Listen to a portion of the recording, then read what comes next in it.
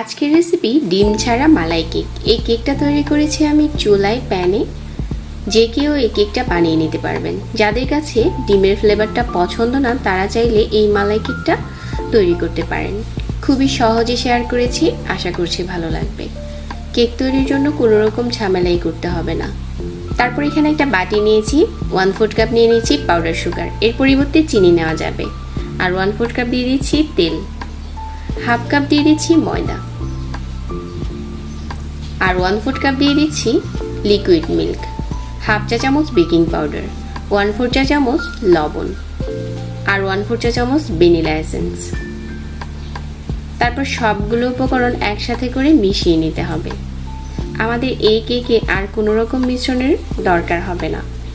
যদি মনে হয় যে এই মিশ্রণটা এখন অনেকটা ঘন, তাহলে আপনি একটু 1 টেবিল চামচ দুধ অ্যাড করে একটু পাতলা করে নিতে পারেন। তো আমাদের কেকের মিশ্রণ তৈরি হয়ে গেছে। কেকটা যেহেতু প্যানে তৈরি করব, প্যানে আগে থেকে তেল ব্রাশ করে নিচ্ছি আর একটা বাটার পেপার বিছিয়ে দিচ্ছি। বাটার পেপারটা দেওয়ার কারণে কেকের চারো সাইড একদম সমানভাবে কুক হবে।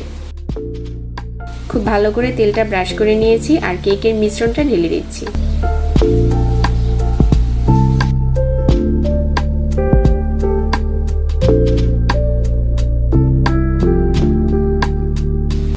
এখন এই কেকটা আমি চুলাতে বসিয়ে দিচ্ছি।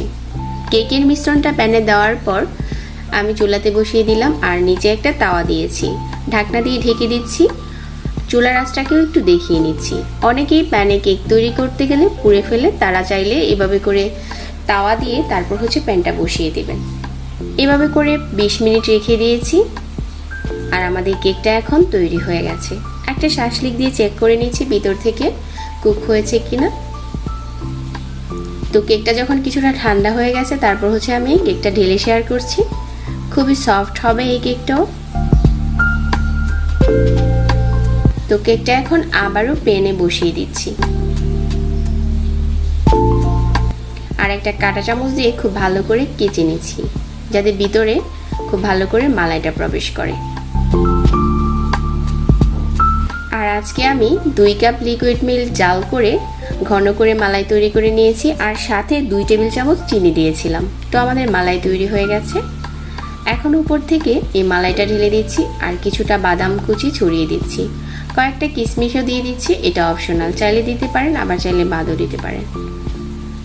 তো অল্প সময়ে এইভাবে করে মালাই কেকটা বাসায় তৈরি করতে পারেন, বিশেষ করে যারা কেকের মাঝে ডিমের ফ্লেভারটা পছন্দ করেন না।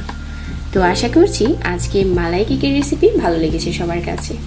অনেক ভালো থাকবেন। আজকে বিদায় নিচ্ছি। আল্লাহ হাফেজ।